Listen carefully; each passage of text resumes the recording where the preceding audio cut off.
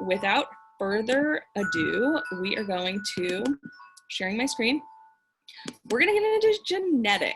Yes. So there will be 2 videos on genetics and on genetic inheritance. And then next week, we are going to cover the last chapter, chapter 30, which is the reproductive system. So here we go. Chapter 10 for this, your Learn Smart and your Connect homework assignment.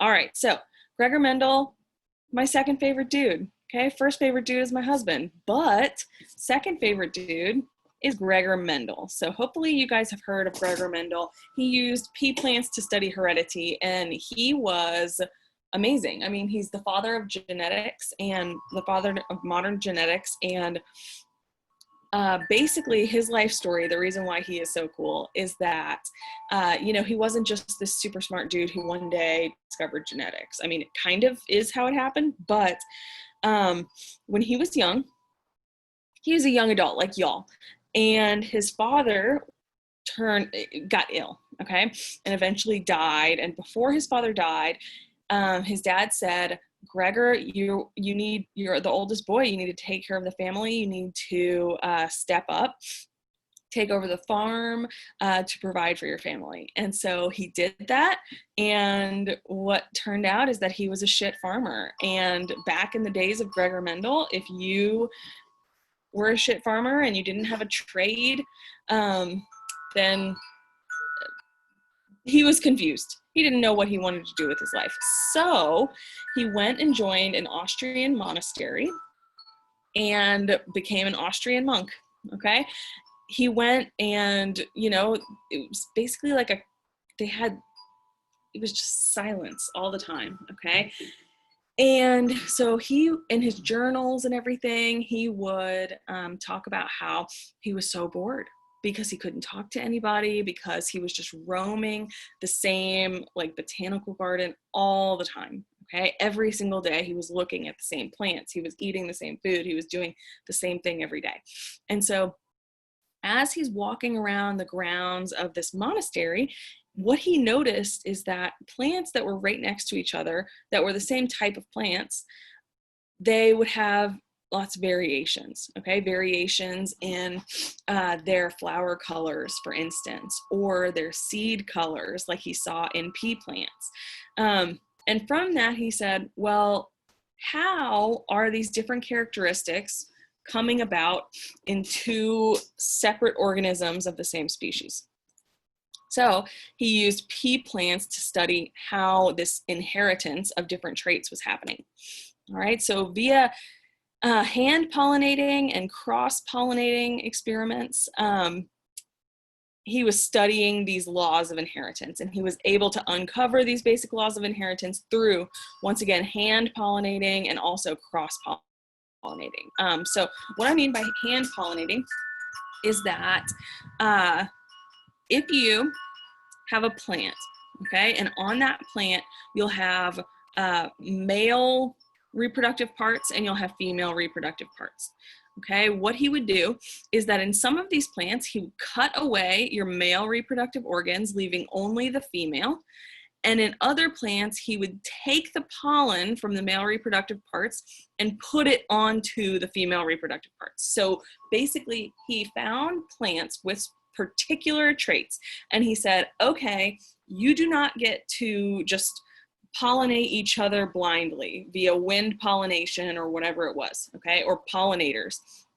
I'm going to be your pollinator, and I am telling which ones of you, oh, I should probably do this, sorry, and I am telling which ones of you are able to reproduce together, okay, in order to track these different traits.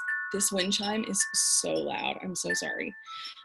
So literally he can do this with a paintbrush. You can do this with a paintbrush, okay? So you see that you've got 2 different Christmas cacti, and one of them has these really light pink flowers, and one of them has these like deep, deep red flowers. You can cross those 2 different plants together. Take a Q-tip, take the end of a toothbrush or a paintbrush, rub it on where you see that pollen coming from, and then rub it on the place where in a Christmas cactus, it's just deeper than the pollen, okay? But you can pollinate your own flowers, okay? So that's what he did.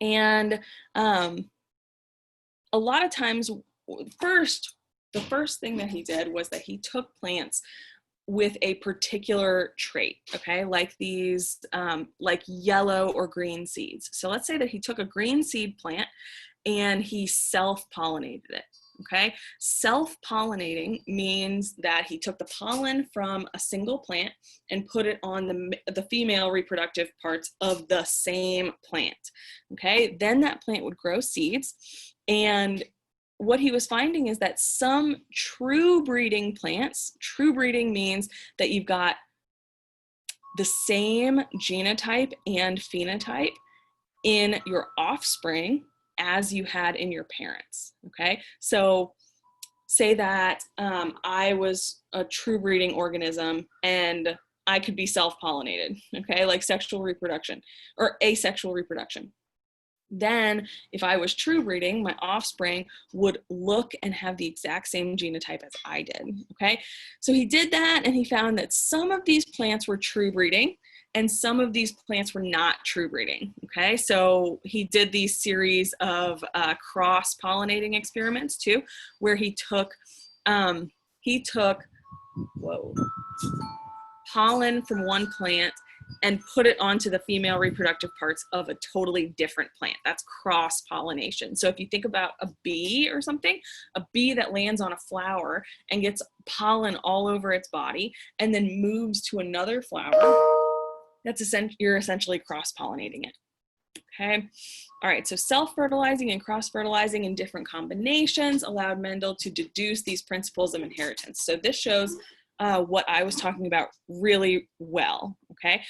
If you have this plant that produces these green seeds and he self-fertilized that plant, he took the pollen from one part of the plant and put it onto the female part of the same plant, and every single one of its offspring, every single one of the peas that it produced was also green, then you have a true breeding individual.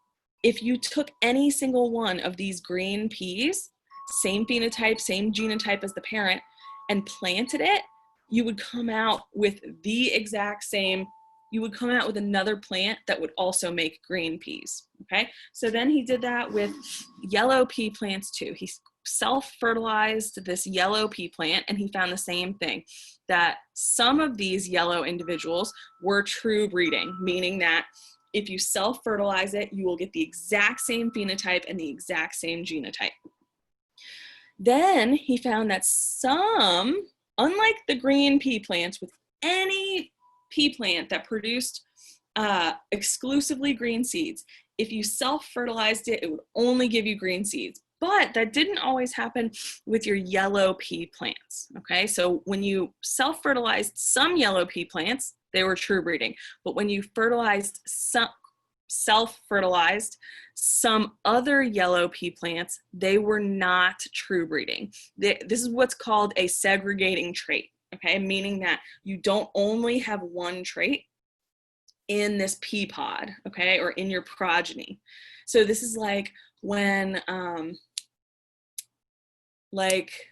let's say a yellow lab and a black lab mated, and you don't just get all yellow labs, or you don't just get all black labs, okay? That it's a segregating trait in your offspring. You'll get some yellow labs and some black labs, okay? So in this situation, where you had the non-true breeding yellow peas, it produced in the same ratio every single time. It would produce 3 yellow peas to 1 green pea every single time, okay? So it had this beautiful 3-to-1 ratio every time it was self-fertilized. So then he says, okay, well, clearly something's happening with the yellow pea plants that's not happening with the green pea plants, so I wonder what will happen if I do a cross-fertilization experiment. Every single time he self-fertilized a green pea plant, it was true breeding. So he said, all right, I'm going to cross this true breeding green pea plant by this true breeding yellow pea plant, which happened right here, okay, and see what happens. So what he was expecting is that if you have one true breeding individual crossed to another true breeding individual, you would get a segregating trait, but that's not what happened, okay? Instead, when he crossed that true breeding green to the true breeding yellow pea, all of the seeds, all of these pea seeds were yellow. None ever were green, okay? So this was another law of inheritance. Not only were there true breeding plants that we'll see in a second means that they're homozygous, but also this cross-fertilization experiment showed that there was also dominance, okay? It wasn't all about your genotype. There was some dominance in between two different genotypes, okay? So this means that your yellow pea color, your yellow pea genotype is dominant over this green pea color, okay? So anytime you had true breeding green and true breeding yellow, they would come out as this yellow seed plant. All right, then he did the same sort of experiment, except that he crossed your true breeding green pea with your non-true breeding, your segregating yellow pea plant, okay? Meaning that, all right, cross this true breeding green pea plant with the non-true breeding, with the segregating yellow pea plant. And he's like, okay, well, none of this has been what I expected so far. So let's see, is it going to produce this 3-to-1 ratio? No. In this case, what happened is that this pea, when this pea is crossed to itself, it will normally make a 3-to-1 ratio. But when it's crossed to a green true breeding pea plant, it is always in this 1-to-1 ratio. You always get half green peas and half yellow peas, okay? And what that showed him in general, what he got from these tests. What he got from these tests, and I'll draw it big so that y'all can see it over in the corner and also see this. But so basically this told him that there were 3 different genotypes, okay? So for instance, that big A, and actually I am gonna stop this. Big A. So if you had that yellow pea plant that you self-fertilized, I'm so sorry about all of these emails. Seriously, we're getting ready for orientations and it's an actual dumpster fire clusterfuck in every possible fucking way. So forgive me. If you self-fertilize a plant with this genotype, it only has big A to give from mother or the father, which the same plant is both the mother and the father, okay? So all of its offspring are also going to be big A. This is what true breeding means. The parent has the same genotype and phenotype as all of the offspring, okay? This was your true breeding yellow pea. Next, you have your green peas, okay? That's like little a. You know that it's homozygous because when you self-fertilize it, every single one of the offspring also are little a, are also green in color, all right? Now, where he found out that there was another genotype is by crossing these together, okay? By crossing those together. So essentially, if I cross green, true breeding green by true breeding yellow, I always got yellow seeds. But when I take those yellow seeds and I plant them, am I always going to get yellow pea plants? No, sometimes you got green. It was now it was a segregating trait instead of a true breeding trait. So he knew that there was this other genotype, okay, where you had a big A and a little a. And when you self-fertilized that, you had your 3-to-1 ratio, okay? These would be yellow, but when self-fertilized, they would make both yellow and green pea plant offspring. All right, let's go back there. Great. All right, so The next thing that we got from this that we already sort of talked about is that you have another basic law of inheritance is that you have these different alleles. And if you remember, alleles are different versions of the same gene. Okay, so here we're looking at pea color, but so we don't have peas that we grow, but like you grow hair, right? The gene that dictates your hair color and the gene that dictates my hair color, they're the same gene or genes, okay? But the fact that we have different hair colors, now mine looks brown because I'm basically just sweaters and dry shampoo at this point. Oh, there's a spider. Oh, Jesus, no. No, no, no, no, no, no, no. It's not a spider, it's a weird ass fly. It's like hovering in front of me. Okay. What was I saying? Alleles. It's just different versions of a gene. You with brown hair, you have a different version of the hair color gene. Just like yellow versus green, different versions of the same gene dictating pea color. Okay, so when you cross true breeding green by true breeding yellow, you got all yellow. That said that there was this dominance hierarchy, okay, that green was being suppressed by the yellow pea color. So when you have a dominant allele, you're able to see a phenotype whenever you have at least one dominant allele. And super important, how many alleles do you have for every single trait?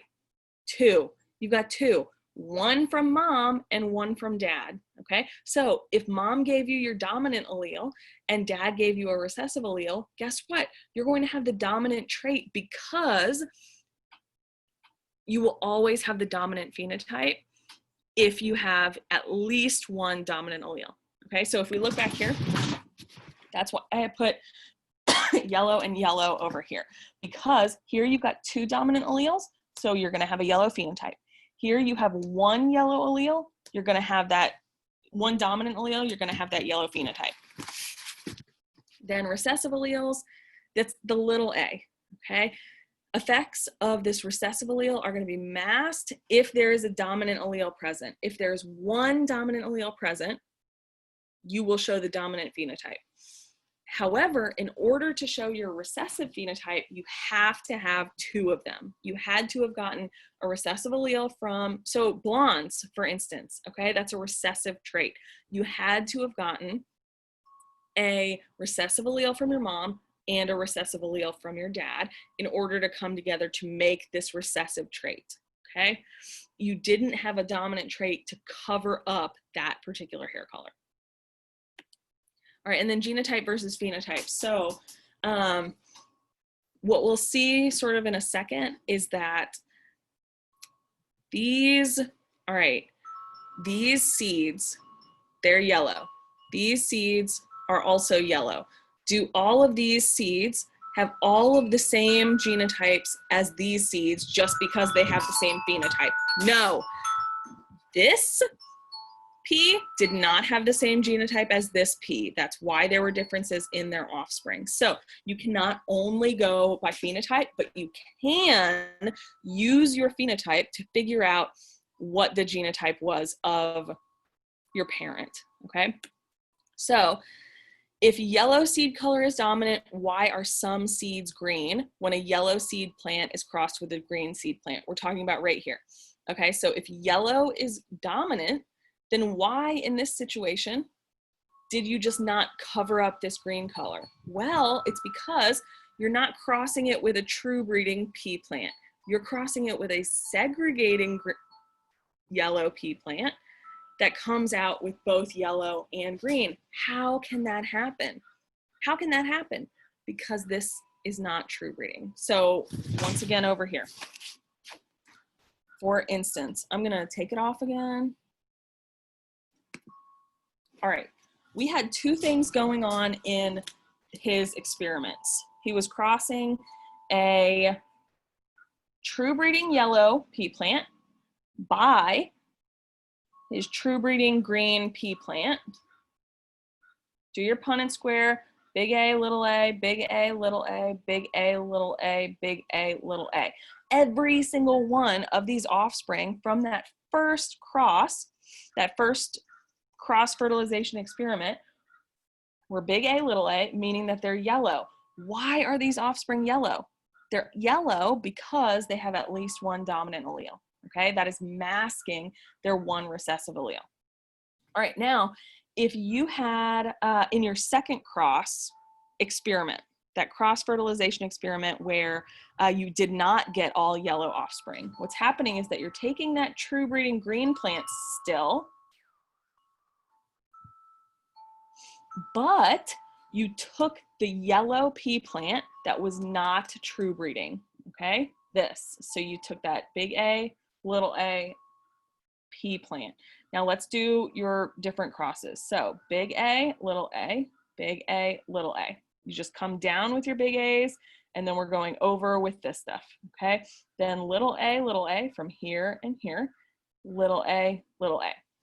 Now, what this tells you is that half are gonna be yellow from right here, and half are going to be green from right here, okay? And that's exactly what he saw in that experiment. Share your screen again. All right, so why are some seeds green when a yellow seed plant is crossed with a green seed plant? Because this yellow seed plant was heterozygous. And we're going to talk about what heterozygous versus homozygous means right here. All right, when you are homozygous, think of the prefix homo. What does homo mean? Homo means same. So homozygous, you have two of the same allele. And when you're homozygous dominant, both of those same alleles, same versions of that particular gene, okay? So in this case, we're talking about gene Y. If you were homozygous dominant for gene Y, you will have two dominant alleles, okay? So big Y from mom and big Y from dad, causing you to have the dominant phenotype. If you're homozygous recessive, again, that means that you have two of the exact same alleles, okay? But which allele we're talking about is recessive. So little y from mom, little y from dad causes you to have that recessive phenotype, the way that it looks. Then heterozygous, what does hetero mean? Hetero means different, okay? So you have one of each of these different alleles, one big Y from mom, one little y from dad, coming together to make this heterozygous individual. Now notice, how can we figure out the color of this heterozygous individual? Well, what's the only way that you can get a green phenotype? The only way to get a green phenotype is if you have two little y's, okay? So it's yellow, we know that it doesn't have two little y's. Heterozygous, you've got one big Y, one little y. All right, it's yellow because it has that single dominant allele. So it's possible to look at the offspring to determine the genotype of the parent, meaning that if you're looking here, for instance, and you had, and in our example, okay, where we're writing it out, oops, sorry. If you have true breeding green, green is a recessive phenotype, so you know it's little y, or little a, the letter does not matter at all, literally at all. You know that this is little y, and if all of the offspring are yellow, you know that they got a little y, one little y, each of them, from this green pea plant. It had to get something from this yellow pea plant, and they're all dominant, so they all had to have gotten that dominant allele from this pea plant, okay? Meaning that this is homozygous recessive and this is homozygous dominant. Then in your other individual, you have a recessive phenotype, so what does that mean about the genotype? Homozygous recessive genotype. Then crossed to this yellow pea plant, if you look at the offspring, from right here, if you have two green, You know what the green, like, all right, let's actually redo this so I can show you what I mean, because I know that this will be confusing to some of you. All right, which is totally fine. In your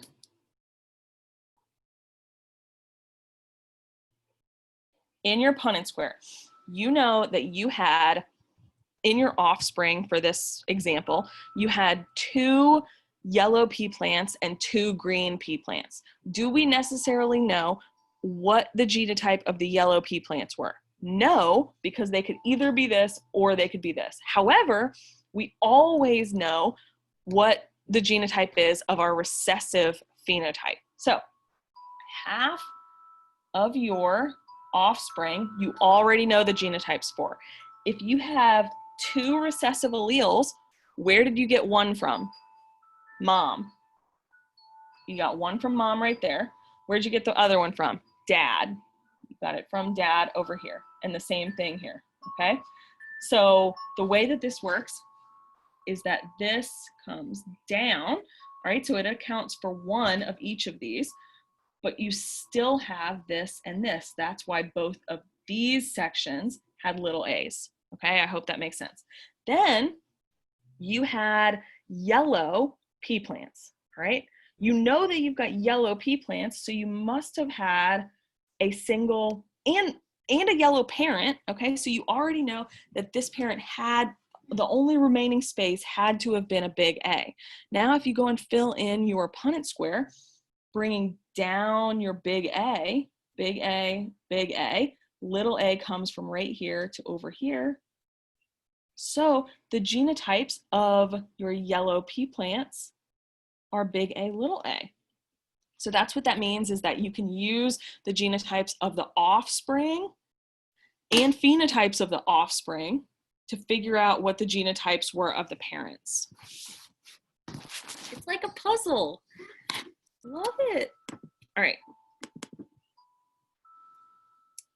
Possible to look at the offspring to determine the genotype of the parent, meaning that you don't always know what the genotype of the yellow parent is, of the dominant parent is, because it could be homozygous dominant, it could be heterozygous. All right, Punnett square uses the genotypes of the parents to reveal which alleles the offspring may inherit. So me as an individual, I have 2 copies of every single gene. Some of them are homozygous, some of them are dominant, some of them are recessive. If I have 2 recessive, homozygous recessive. If I have 2 dominant, homozygous dominant. If I have 1 dominant and 1 recessive, heterozygous, okay? So think about your gametes, okay? I don't want this to be difficult for y'all. My body cells, every single one of my body cells, they're diploids. They have 2 of everything that we just talked about. Are your sex cells the same? Do your sperm or your egg cells have 2 of everything? No, they only have 1 of everything. That way, 1 of everything from a sperm can come together with 1 of everything from an egg to make a diploid organism. So if I am heterozygous for a particular trait, okay, then the only things that I have to give, the only alleles that I have to give to my offspring are either a big Y or a little y, either a single dominant allele or a single recessive allele. And the male parent, if the male parent is also heterozygous, all he has to give is either a big Y or a single little y. And then you put those together in these different configurations. So all a Punnett square is showing you is based on the parent's genotype, what sorts of genotypes and phenotypes might you have in your offspring. Okay, so this is pea color, okay, but like you could look at it as eye color or hair color. So when the big Y comes together with the big Y, you've got a homozygous dominant yellow seed. When this big Y comes together with this little y, you have a heterozygous yellow seed. When this little y comes together with this little y from the mom, you have a homozygous recessive green seed two recessive alleles means you've got the recessive trait. A female parent that is heterozygous for seed color is crossed with a male parent that is also heterozygous for seed color. So we already said this. Literally, this is just spelling out what we have just said. In a heterozygous parent, you have one dominant and one recessive. You can either give via a sperm or an egg, either that dominant allele or that recessive allele for both parents. And when they come together in these different configurations, you're going to get different genotypes in your offspring. So look at this. Amazing. Even though it's this 3-to-1 ratio in terms of color and phenotype, the genotypic ratio, the ratio of your genotypes, is not the same, meaning that this yellow seed, if this is homozygous dominant, the other 2 yellow seeds are heterozygous, but they have the same phenotype because of these dominant alleles that are in every one of these. All right, when germ cells divide via meiosis, chromosomes and the alleles on those chromosomes are randomly distributed among the gametes, then they unite during fertilization. So this shows when this sperm comes together with this egg, it's making this zygote. When this sperm comes together with this egg, it's making this zygote. Punnett square therefore represents all possible offspring that might result from these parents, and then genotypic versus phenotypic ratios we talked about. So here, your phenotypic, the way that it looks, you have 3 yellow to 1 green. But is that the same ratio as your genotypic ratio? No, because you have 1 homozygous dominant to 2 heterozygotes to 1 homozygous recessive. All right, and that's written out right here. It's a 1 to 2 to 1 ratio. My nose is so itchy. Oh my God, the pollen's coming back, guys. 1 to 2 to 1 ratio, 1 homozygous dominant, 2 heterozygotes, 1 homozygous recessive.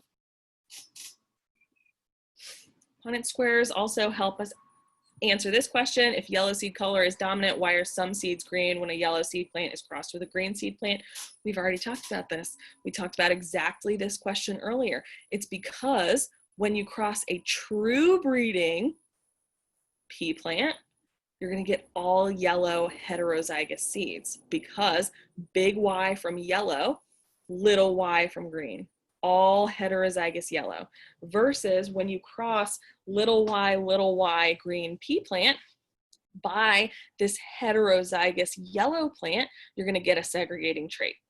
If a cross between a yellow seed pea plant and a green seed pea plant yields all yellow seeds, the yellow seed parent is homozygous dominant. This is a different way of looking at what we were just talking about, okay? If you have all yellow seeds and you had 1 green parent, the only thing that your green seed pea parent had to give was a little y. So every single one of these offspring will have a little y.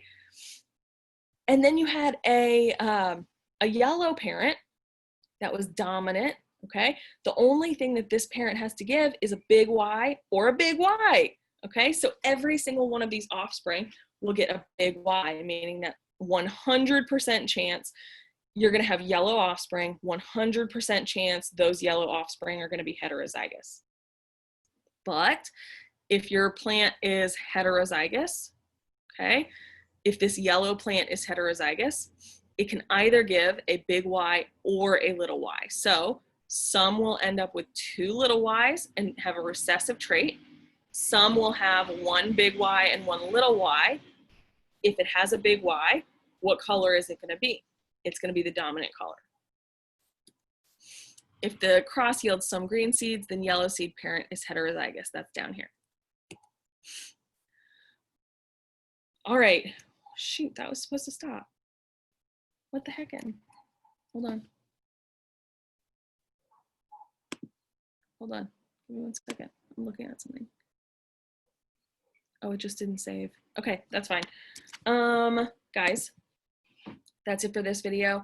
We're going to talk about how we can use Punnett squares for like genetic disorders and things like that in the next video. So watch the next video. Lots of memes in that one at the end too. All right. I'll have a great day.